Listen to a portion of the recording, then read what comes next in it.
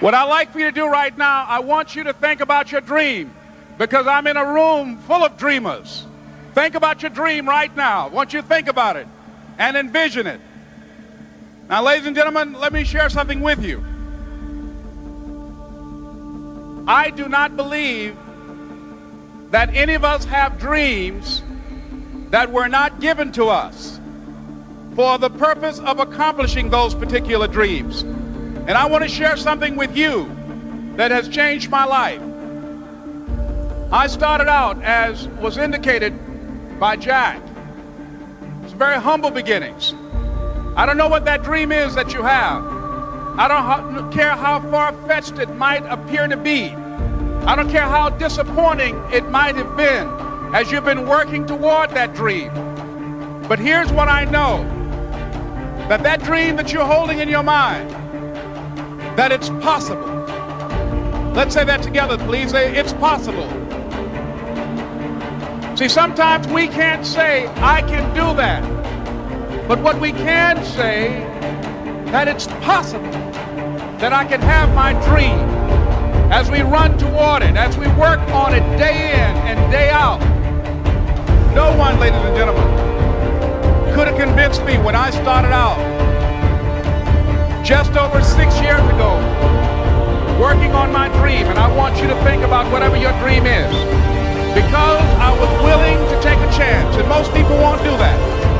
Most of the people that you talk to try and bring them into the business, these are not risk takers. Most people have done all that they're ever going to do. They raise a family, they earn a living, and then they die. But people who are running toward their dreams, life has a special kind of meaning. And here's what I will share with you, that in the process of working on your dreams, you are going to incur a lot of disappointment, a lot of failure, a lot of pain, a lot of setbacks, a lot of defeats. But in the process of doing that, you will discover some things about yourself that you don't know right now. What you will realize is that you have greatness within you. What you'll realize is that you're more powerful than you could ever begin to imagine. What you will realize is that you're greater than your circumstances, that you don't have to go through life being a victim. As Jack indicated, I was born in Miami, Florida, in an area called Liberty City, in an abandoned building on a hard linoleum floor with my twin brother. We were 6 weeks of age. We were adopted. When I was in 5th grade, I was identified as EMR, labeled educable, mentally retarded, put back from the 5th grade into the 4th grade, and stayed in that category until I got out of high school. I don't have any college training, but I met a high school teacher who one day changed my life. I was waiting on another student, and when he came in, he said to me, young man, go to the board and write what I'm about to tell you. And I said, I can't do that, sir. He said, why not? I said, I'm not one of your students. He said, it doesn't matter, follow my directions now. I said, I can't do that, sir. He said, why not? I said, because I'm educable, mentally retarded. And he came from behind his desk and he looked at me. He said, don't ever say that again. Someone's opinion of you does not have to become your reality.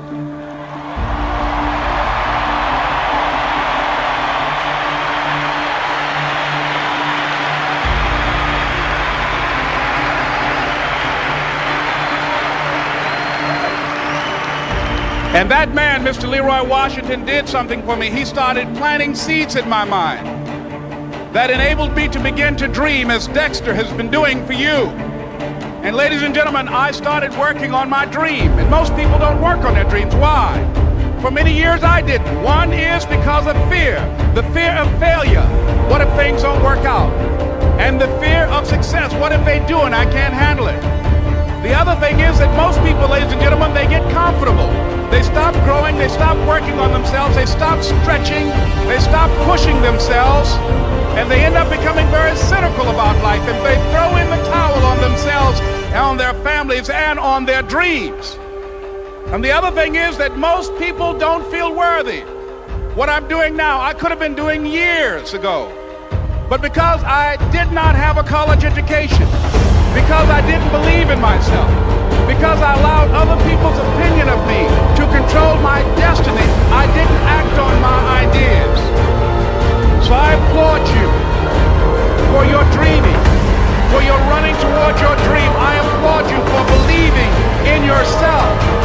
because that's what life is about, stretching and challenging, looking for ways that you can begin to improve yourself.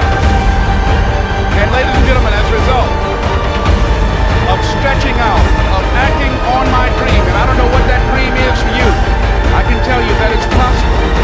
No one could have convinced me that after just over 6 years, I will have my own book entitled Live Your Dreams. Just over 6 years, I will have 5 specials on public television.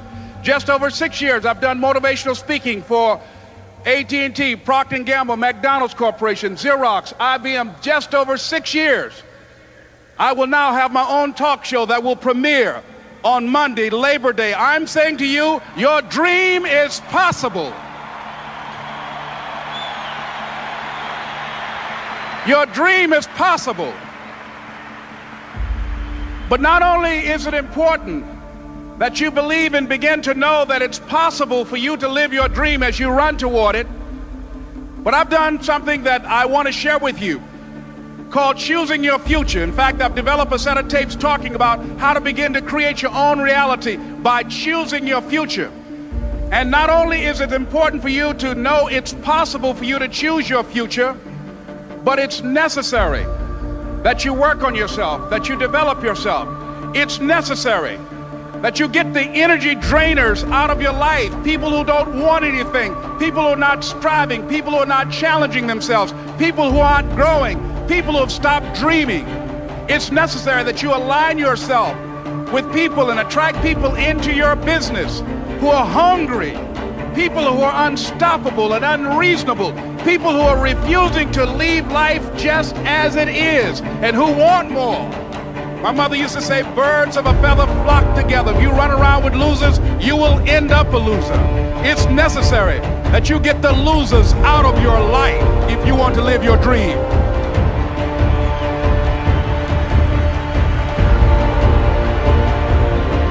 It's necessary to know that everybody won't see it, that everybody won't join you, that everybody won't have the vision. It's necessary to know that a lot of people like to complain, but they don't want to do anything about their situation, that you are an uncommon breed. You know, you have to know within yourself that I can do this. Even if no one else sees it for me, I must see it for myself. That's necessary. It's also, ladies and gentlemen, necessary that you be creative when you're working on your ideas, that you understand the importance of changing up, of readjusting your strategies. Many times we can have a great idea, but if you're not advancing it in the right way and things don't happen, you become discouraged and think the idea doesn't work. No, that's not true. It's necessary that we become creative. I remember when I was in New York walking down the street, and a guy approached me and said, "Hey, mister, can I shine your shoes?" And I said, "No, I'm in a hurry. I don't have time." I kept walking. Someone else said, "Hey, man, your shoes look funny. Can I shine your shoes?" I said, "No, I don't have time. I'm sorry. I'm busy." And I was walking fast, and many people solicited me for my business. And then finally, a young man stepped in front of me, and he said, "Excuse me." And he started counting, 97, 98, 99, 100. He said, "Sir?" I said, "Yes." He said, "Come here, please." I said, "What is it?" He said, "Today is my birthday. And every year, just to thank God for another year of life, the 100th person who passes my shoe shine stand, I offer them a free shoe shine. Would you give me the honors?" I said, "Why, sure." I got up on the shoe shine stand, George, and I sat there, and he shined my shoes diligently. And when I got down, I looked at them, they were sparkling. And I was walking away, and I said, "Thank you." And I stopped, I said, "Excuse me, but how much do you usually charge?" He said, "Only $2. I said, "I tell you what, today's your birthday. Here's $5, keep the change." He said, "Thank you." As I was walking away, looking in the opposite direction at other people coming, he started counting again. 97, 98, 99, 100.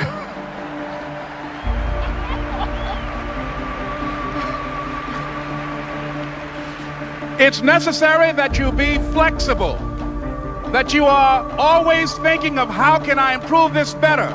This is a customer-driven economy. It's necessary for you to always explore various ways in which you can improve the quality of service that you're providing for the people in your organization. I remember something, a major company had talked about the extra value service they were providing for their customers. And the lady who had the news conference summarized it this way. She said, "It's not our intention to satisfy our customers or to please our customers. Our intention is to amaze them.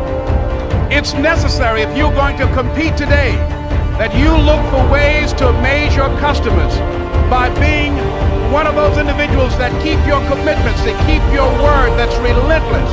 It's necessary as you work with the people that you bring into your organization, that they see that you are a good example of a person to work with, because you model integrity and determination and ambition and truth and honesty and the way in which you conduct business.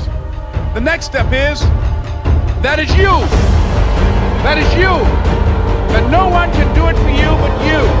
And even though you face disappointments, even though you will experience some setbacks, it goes with the territory. You must understand that. I remember I was playing a game with my 9-year-old son, John Leslie, and I beat him 10 straight games in a game called Connect 4. And finally, I said, John Leslie, I'm bored. I don't want to play you anymore. And I got up. I said, I'm ready to go to sleep now. And repeat out to me, please. Let's say this together. It's not over until I win. John Leslie said, no, you can't go now, Dad. I said, why? He said, it's not over until I win. That was his attitude. We sat down and we played several other games. And finally, after the 11th game, John Leslie won, and he got up and he yawned. And he said, I'm ready to go to sleep now. And I'm saying to you, what if all of us took that attitude after we face a rejection and a no, or we have a meeting and no one shows up, or somebody say, you can count on me, and they don't come through? What if we have that kind of attitude? The car's repossessed. Nobody believes in you. You've lost again and again and again. The lights are cut off, but you're still looking at your dream, reviewing it every day, and say to yourself, it's not over until I win.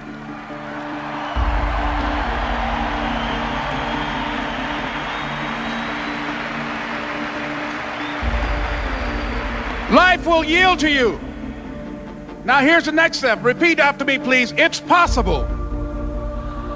I can live my dream. It's necessary. I work on myself. Surround myself with winners. Become creative. It's me. I've got to make it happen. It's not over until I win.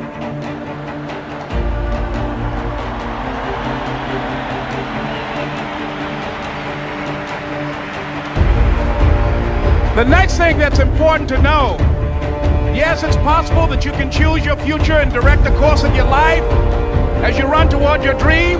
It's necessary that you have goals, that you write those goals down, that you plan, that you think constantly of how you can begin to improve what it is that you're doing. If it's your presentations, if it's your recruiting skills, whatever that is, it's also necessary that you look for ways to always find a way to pull it out when everybody else thinks that you are defeated.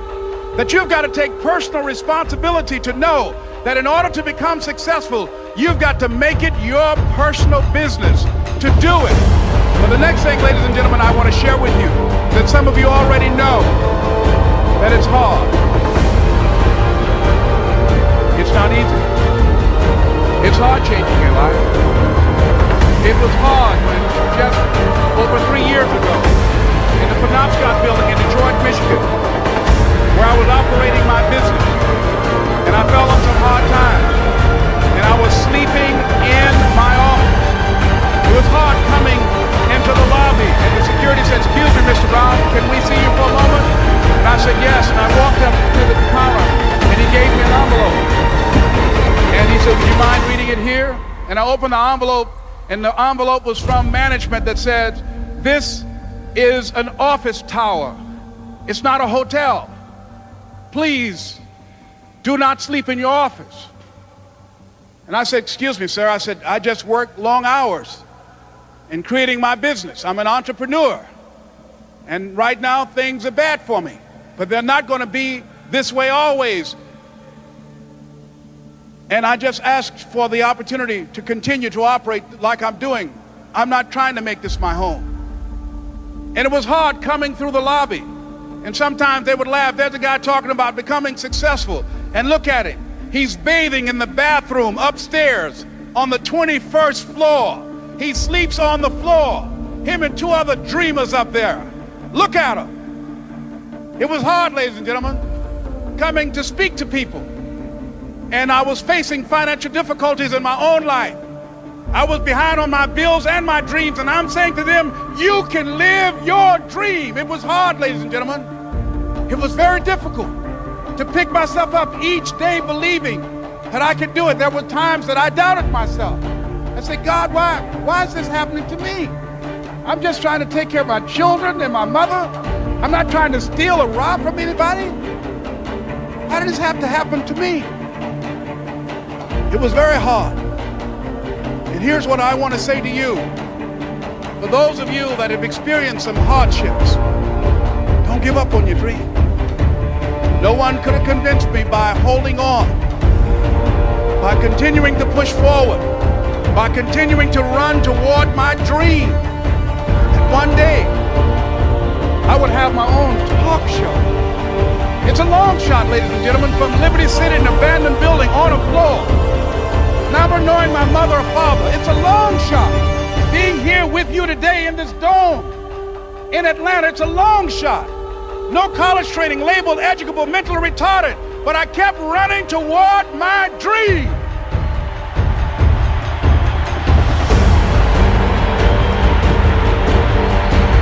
Don't stop.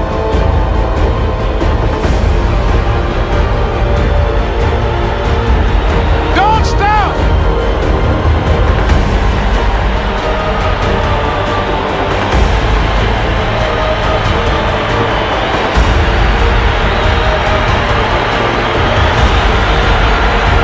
Don't stop running towards your dream.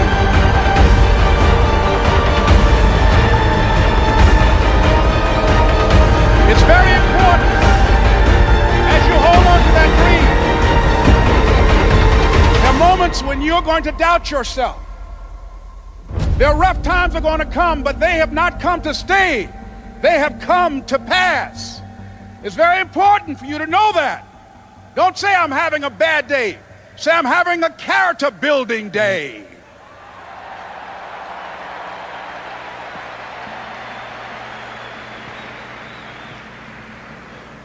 It's very important for you to believe that you are the one to make this happen. I remember this high school teacher, Mr. Leroy Washington, at the end of school one June, it was just a few days before we were supposed to leave, and I just got my report card, and it indicated that I'd failed history, and I'd failed English, and I would have to go to summer school.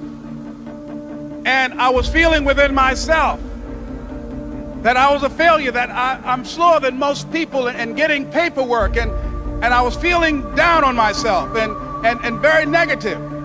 And Mr. Washington was giving a speech to the graduating seniors, and I was in 11th grade. And even though I wasn't supposed to be in there, I went in there because the speech he was giving, that speech was for me. And as he talked, my heart began to beat fast. Tears began to run down my eyes, and I was in the back just listening to him because he said, and he was a very dramatic man. I still talk to him to this day. He said, as graduating seniors of Booker T. Washington High School, I want you to know that you're blessed and highly favored, and that as you go toward the future, begin to know that you have greatness within you.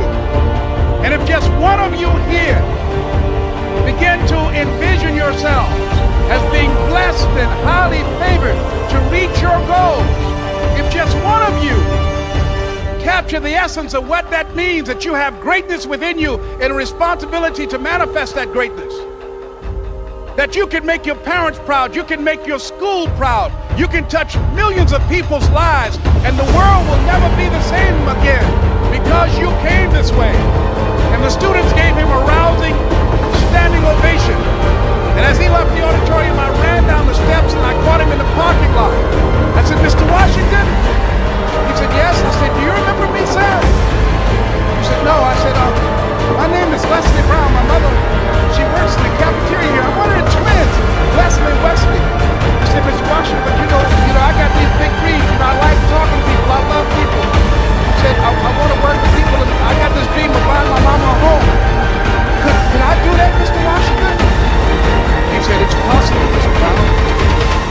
as he walked away, I called him again. I said, Mr. Washington? He said, what do you want now? I said, I'm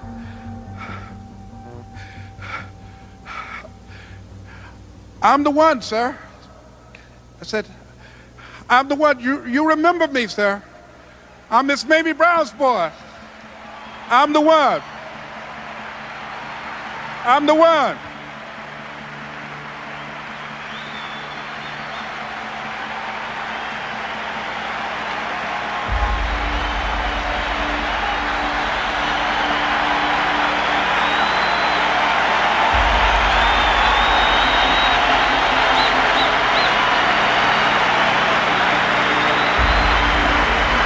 And you must feel that's why you're here, because you are the one. And I remember when PBS first played one of my specials called You Deserve, one Sunday afternoon in Miami, Florida. I had some friends call him to tell him to tune in. And he watched the program. He called me in Detroit, and I answered the phone. I said, hello. He said, may I speak to Les Brown, please? I said, who's calling? He said, you know who this is. I said, oh, Mr. Washington, it's you. He said, you were the one, weren't you? I said, yes, sir. He said, and you were so crazy. I said, I know, but I'm rich now.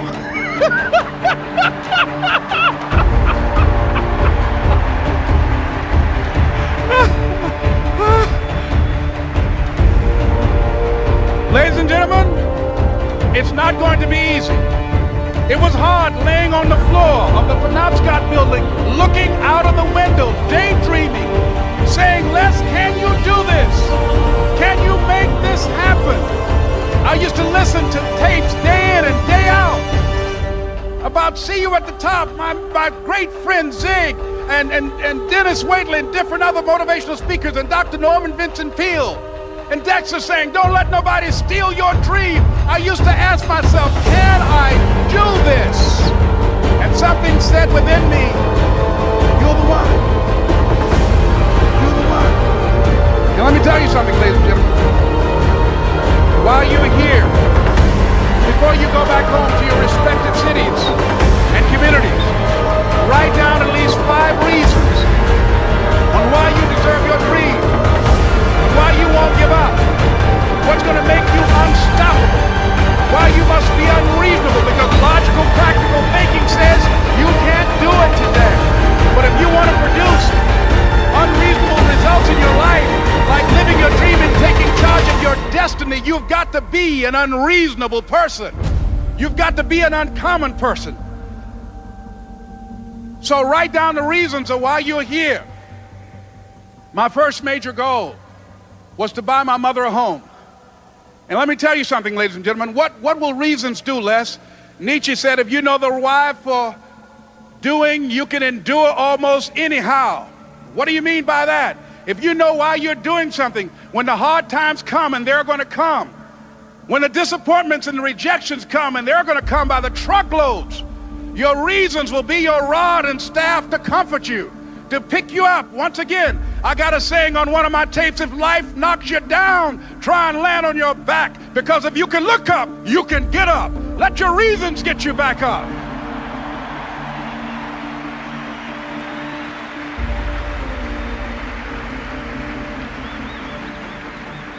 I remember when I bought the home for my mother, and she came out of the car. When I opened the door, I said, Mom, I think I know these people in this house. That was my first major goal. And then I couldn't conceal it anymore. I said, Mom, I got this for you. And as she went from room to room, looking at the house and saying, thank you, Jesus. Thank you, Lord. No one ever could have convinced me that this could have happened to me. And she looked at me and she said, Leslie, and you caused me so much problems as a boy. You were always into stuff. She said, no one could have convinced me that day when I walked in that house and this lady was holding you and your brother. And she said, ma'am, I want you to promise me 2 things. She said, what is it? She says, 1, promise me that you won't separate them.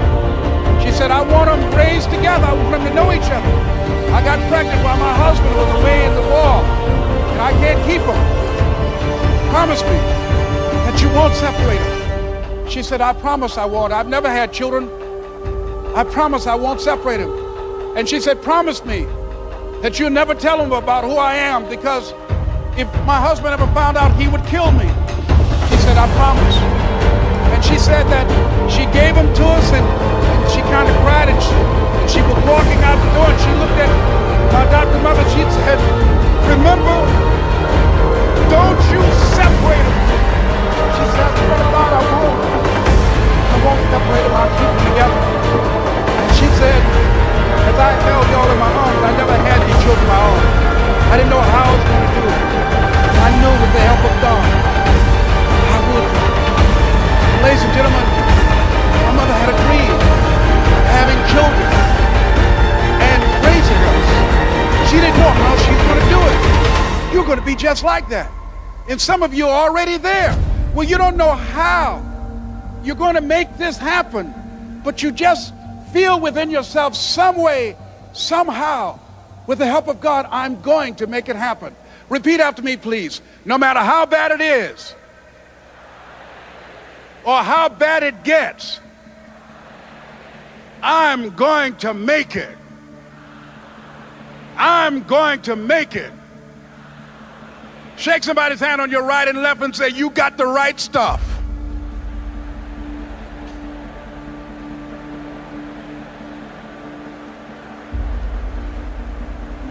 So yes, it's possible for you to live your dream. It's necessary that you associate with winners, that you work your system, that you are relentless, that you never give up. It's you. You've got to take personal responsibility. You've got to make it your personal business to make it happen. And you've got to resolve within yourself that I can do this, that it's hard, but you've got to say, I'm the one. I'm the one to make this happen. I'm the one to become successful in this business.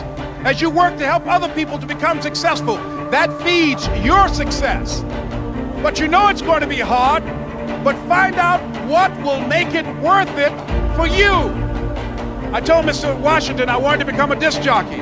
Someone asked me to tell this story. And he said, Les Brown, he said, if you want to do anything worthwhile in life, you've got to be hungry.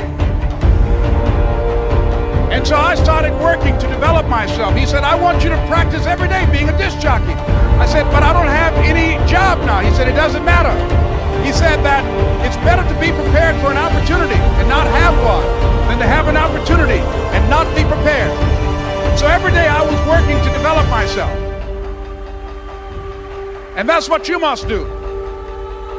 And as I was working to develop myself, I applied for a job as a disc jockey, WMB on Miami Beach.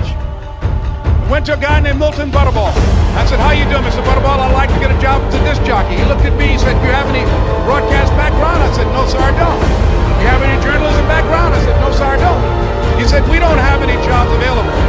I said, yes, sir. I went back to Mr. Washington and I told him, he said, don't take it personally. He said, most people are so negative, they will have to say no 7 times before they say yes. He said, go back again. So I went back again. I said, how you doing, Mr. Butterball? My name is Les Brown. He said, I know what your name is. What do you want? I said, I'd like to know whether or not you have any jobs at disc jockey, sir. He said, didn't I just tell you yesterday we didn't have any jobs? I said, yes, sir, but I know whether or not somebody got laid off or somebody was fired, sir. He said, no one was laid off or fired. Now get on out of here. I came back the next day. Hello, Mr. Butterball, how are you? He said, fine, what do you want now? I said, I'd like to know whether or not you got any jobs, sir. Didn't I tell you the last 2 days we didn't have any jobs? I said, yes, sir, but I don't know whether or not somebody got sick or somebody died, sir. He said, no one got sick or died. Now don't come back here and throw me out again. I came back the next day like I was seeing you for the first time. I said, hello, Mr. Butterball, how are you? He looked at me with rage. He said, go get me some coffee. I said, yes, sir.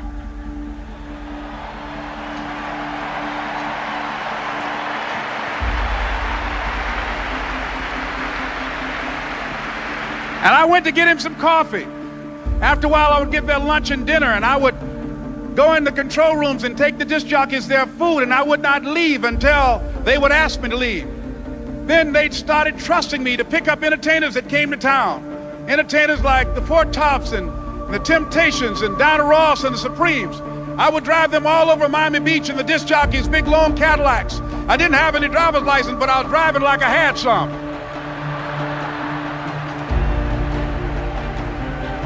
And one day, one Saturday afternoon, while I was at the radio station, a guy named Rock was drinking while he was on the air. I was the only one there, looking at him through the control room windows, walking back and forth, young, ready, and hungry. I was saying, drink, Rock, drink. Drink, Rock. I'd have gone to get him some more if he'd asked me to.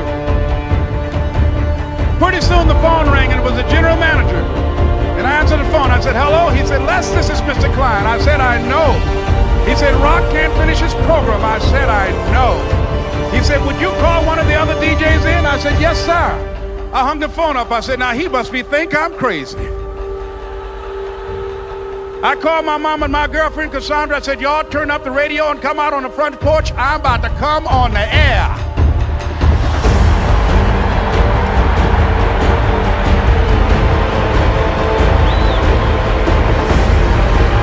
I waited for about 20 minutes, and I called him back. I said, Mr. Klein, I can't find nobody.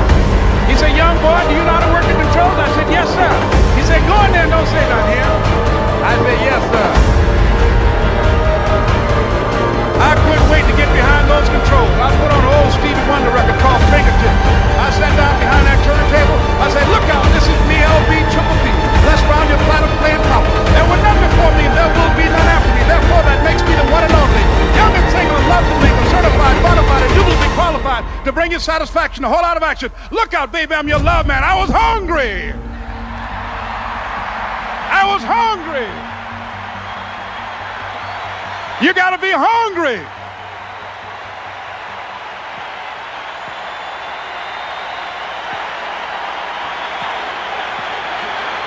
You got to be hungry.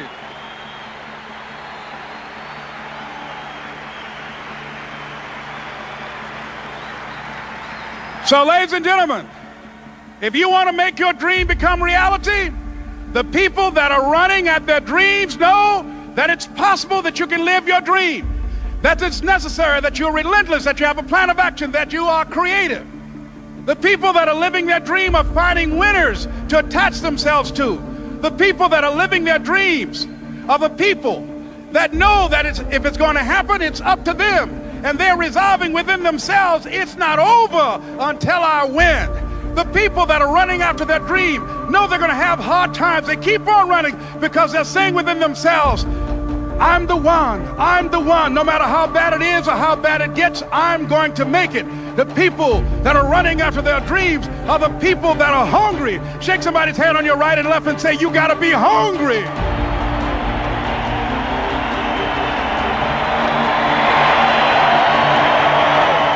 And as you run toward your dream, I want to dedicate this to you that I love very much. I want to thank Dexter and all of you. It's something that I'm known by. It's on our tapes called Choosing Your Future. And it says simply this, that if you want a thing bad enough to go out and fight for it, to work day and night for it, to give up your time, your peace, and your sleep for it, if all that you dream and scheme is about it, and life seems useless and worthless without it, and if you gladly sweat for it and fret for it and plan for it, and lose all your terror of the opposition for it, and if you simply go after that thing that you want with all of your capacity, strength and sagacity, faith, hope and confidence, and stern pertinacity, if neither cold poverty, famish or thought, sickness or pain or body and brain can keep you away from the thing that you want, if darkened and grim, you besiege and beset it, with the help of God you'll get it. This is Mrs. Mamie Brown's baby boy, Leslie Calvin Brown, saying, it's been a plum-pleasing pleasure as well as a privilege. Thank you.